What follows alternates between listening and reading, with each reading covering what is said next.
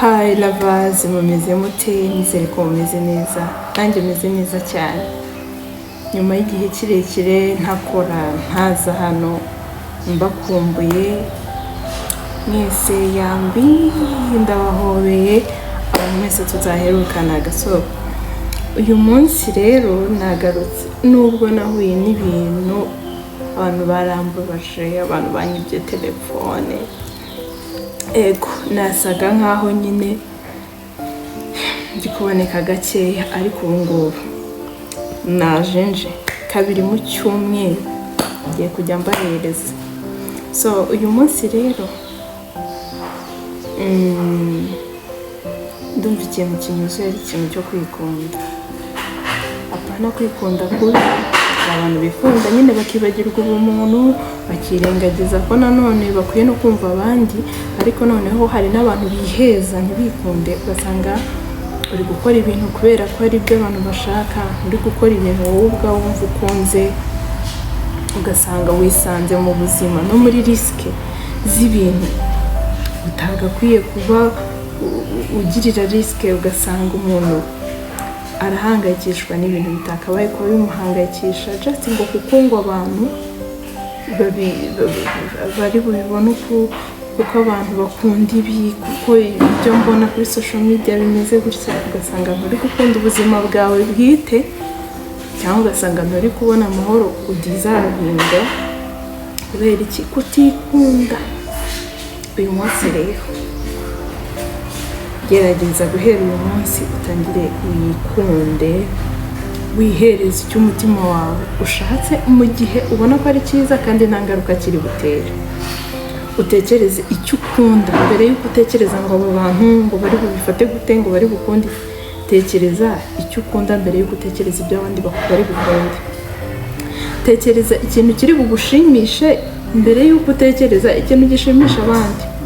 Hari ikintu maze kubona, ndabireba, reka ne kujya no kure, hari uzarebe mu nshuti zawe, hari ibintu bawanga gukora ngo zitabibona nabi, cyangwa se ngo ziri buguseke cyangwa iki. Ugasanga wowe hari ibyo bakoze batakwitayeho, batitaye ngo uri bubibone ute, batitaye ngo uri bubikunde, kandi ugasanga urabikunze kuko bahisemo amahitamo yabo, nawe urayajoyininga. Ubikunze utabikunze urabijoyininga. Nawe rero guhera uyu munsi nyine tangira ugira amahitamo y'ibyo ukunda. Noneho abantu bazabijoyininga, nyine bazabishyigikira, bazabikunda babikunda, batabikunda. Icy'ingenzi ni uko uzabihisemo ibyo ukunda kandi byiza bifite umumaro ku buzima bwawe, mbere y'uko bigira umumaro ku buzima bw'abandi. Ikunde. Kwikunda kwiza ntacyo biba bitwaye, keretse kwikunda kubi niko kubi, nyine kwa kundi wibagirwa ubumuntu n'indangagaciro, ukibagirwa ko nanone ufite kugirwa inama, ukibagirwa ibintu bimwe na bimwe. Ariko iyo wikunze mu buryo bwiza ugaha agaciro abandi, ariko kandi nawe ukakiha, ntabwo uzahereza agaciro undi muntu nawe ubwawe utarakihereza. Ntabwo uzajya gukunda undi muntu nawe utarikunda, umbwire ngo urikunda. Inshuti yanjye, muri iyi minsi rero ngewe reka mbabwire, kwikunda bitanga amahoro pe, bitanga amahoro. Ukora ikintu nyine utekereza ngo se ndacyishimiye, se ni cyiza, ese ntacyo kibangamye. Niba uri umukristo ukavuga se ntacyo byica ku gakiza, nyine ku bintu bijyanye n'Imana yanjye, ntacyo binteranyaho n'Imana, just wowe ukabanza kwireba, usanga wujuje amahoro mu buryo utatekerezaga. Wumva ufite amahoro, wumva biryoshye, wumva ari byiza, ntabwo uba ukitaye ku bandi. Abantu bamwe barabijoyininga, batabijoyininze ukumva ntubitayeho, ukumva icyo witayeho ni wowe. Wumva maze iminsi nikunda kuri ya level umuntu asigaye ampamagara ngiye wenda nko kurya, cyangwa se ngiye gukora ikindi kintu kimfitiye akamaro ngewe ku giti cyanjye. Naomi, ufite kubanza kwikunda, banza wikunde, iyiteho. Hari uburyo nitaga naravuga ngo ntabwo ni agaciro nkwiriye cyane ijana kuri ndi, ugasanga mpangayikishijwe, ese Imana nimbikora ndabangama. Yego wibangama pe, ariko icyo kintu niba ubona nyine wowe kitakubangamiye, kandi ukabubona abo biri bubangamira ari babandi bahora bashaka utuntu n'utundi tuntu twose tubabangamira.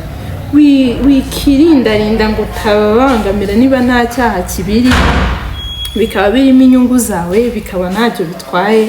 Nyine banza wowe ikunde. Nkimvuga kwikunda ubitandukanye n'ubwibone, kuko sindi kuvuga ukwibona. Ndavuga kwikunda ukamenya icyo ukunda wowe ubwawe, ugakora icyo ukunda utagendeye ku by'abandi, kandi nabwo icyo kintu ukunze ukamakinga sure ko ari ikintu gifite akamaro. Ndakubwira ibyiza byo kumenya icyo ukunze ukanubaha amahitamo yawe bitewe n'icyo ukunze utagendeye ku bandi. Icya mbere, ubaha agaciro kawe, umenya ibyo ukwiye, nyine umenya ibyo ukwiriye n'ibyo udakwiriye, kubera ko wowe ubwawe uri gukora, nyine wikunze, wabanje kureba wowe umenya icyo ukunda, bigutera kumenya nyine ibintu ukwiriye n'ibyo udakwiriye. Iyo umuntu atikunze biragoye ko yamenya ibyo akwiriye n'ibyo adakwiriye, ahora agenda ku by'abandi bashaka, ntamenye ibyo adakwiriye n'ibyo akwiriye. Ikindi cya kabiri, ntupfa kwemera agasuzuguro. Iyo wikunze ntabwo ujya upfa kwemera agasuzuguro, kubera ko ubanza kumenya ibintu birandyoheye, ibintu birankwiriye, nyine ibintu nk'ibyo, ukareba ibintu by'ingenzi, bitari by'ingenzi bituma wanga ibintu by'agasuzuguro. Icya gatatu, ukora icyo ukunda nyine nawe uri kubyumva. Icya kane, urushaho kumenya uwo uriwe. Hari abantu udashobora kumenya ngo ni bantu ki, kubera ko akoze ibi kubera ko runaka mubwiye ngo tujye muri ibi, yambaye kubera yuko runaka yamubwiye ko akunda ko yakwiye kwambara uko, mbese ahora afite amabara y'ibyo abantu bakunda. Noneho kumenya we ubwe, kumenya ibara rye, kumenya we ubwe nyine biragoye, kuko nyine akora ibyo abandi bashaka, akora ibijyanye n'igihe, akora mbese n'ibyo bigiye. Ntabwo azi amahitamo ye, ntabwo azi icyo akunda, ntabwo azi icyo yanga, nyine ibyo abantu bakunze bashimye nibyo ashaka gukora.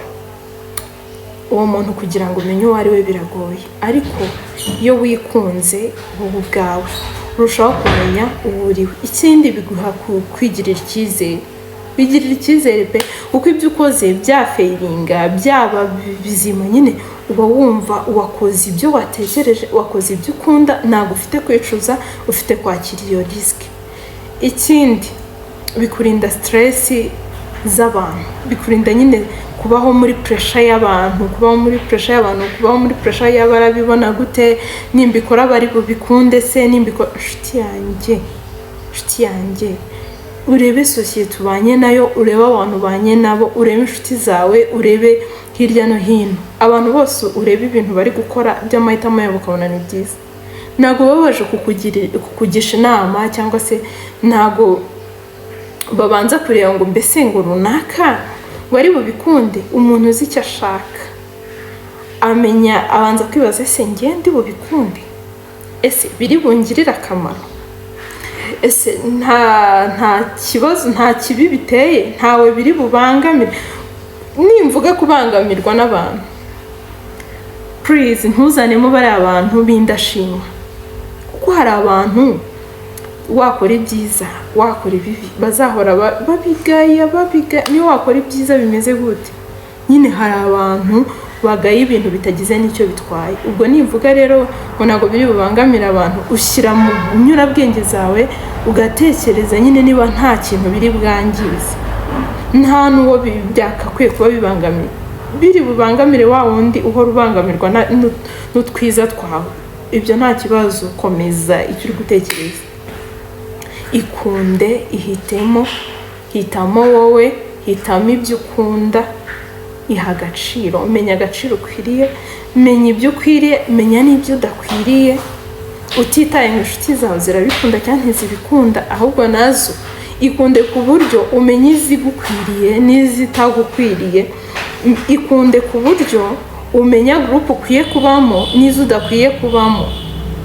Ikunde ku buryo nyine ureba ibintu, hari uburyo umuntu yihitamo cyangwa agahitamo amahitamo ye, ugasanga abantu batangiye kumubwira ngo ngo warahindutse, usigaye wirata, usigaye wiyemera, ngo ntukijya muri ibi, ngo turakubwira ngo tugire gutya, ngo ukabyanga. Nshuti yanjye, wiba wa wundi ukorera buri kantu kose bavuze ukaba wagiye, buri kantu kose ukumva nyine ugakora ibyo abantu bakunze wowe ubwawe bitanaguvuye ku mutima. Muri 2026 Ikunde, njyewe ndi mu rukundo nanjye kurusha uko ndi mu rukundo n'inshuti zanjye, kurusha uko ndi mu rukundo na famille, kurusha uko nabo ndabakunda kandi nabo bakunde. Inshuti zawe zubahe, famille yawe yikunde, abantu hari n'abakugira inama z'ibyo ukwiye gukora byiza nabyo byubahe, ariko se mbere yuko ubikunda no kubyubaha no kubyubahiriza, wowe ubwawe wabiganirije umutima wawe, usanga nyine umutima wawe urabikunze, birakunyuze, ku buryo risike yabyo wayakira, ku buryo intsinzi yabyo wayishimira. Ese ibyo bintu nyine ubanze utekereze ko mbere yuko ibyo bintu byose abantu bashaka gukora cyangwa se wowe ushaka gukora, mbere yuko ubikora menya ko ubikoze ku bwawe mbere na mbere. Ushobora no kubikora nanone ku bwa idea baguhaye, ku bw'inama baguhaye, ni byiza, ariko banza wikunde ku buryo icya mbere wibera inshuti nziza wowe ubwawe, wibera umujyanama mwiza wowe ubwawe, wigirira amahitamo yawe wowe ubwawe, urumva wumva wowe ubwawe wihaye nyine, wikunde ku rugero. Ntabwo uko mbikubwira muso natinze ngo mbabarire, nkoze ikiganiro kirekire ariko nari mbakumbuye, navuze ibintu byinshi ariko umva ubu najenje nyangane nakoze ikiganiro kirimo utuntu tw'urusaku dukeya tw'abantu bari bari inyuma na telefone yahamagaraga, kuko ndahantu bigoye ko nari kubona aho nicara ntuje, kandi muri iyi minsi biragoye ko nari kubona umwanya wo kuzongera gushutinga. Rero abakunzi banjye babyihanganire.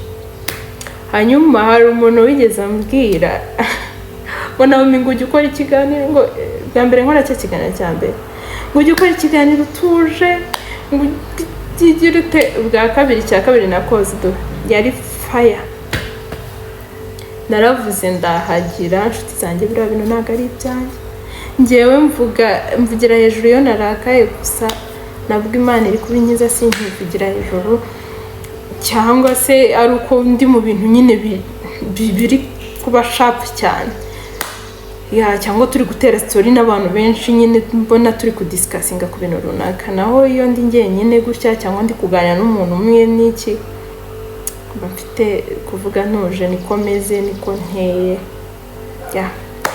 Wa muntu we unyakira uko ndi mu izina rya Yesu.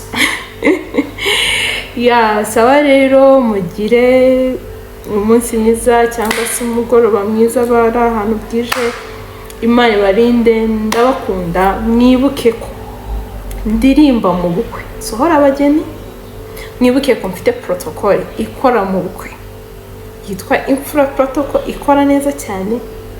Mbese uzamuke kuri bio uze kureba nimero ushobora kwandikira kuri WhatsApp ukabukinga, tukazagukorera. Mwakoze kureba, mukore subscribe niba muri bashyashya, kandi abasangwa Imana ibahereza umugisha, mukomeze gusharinga, tugende tuzamuka gake, ibyiza biri imbere. Bye.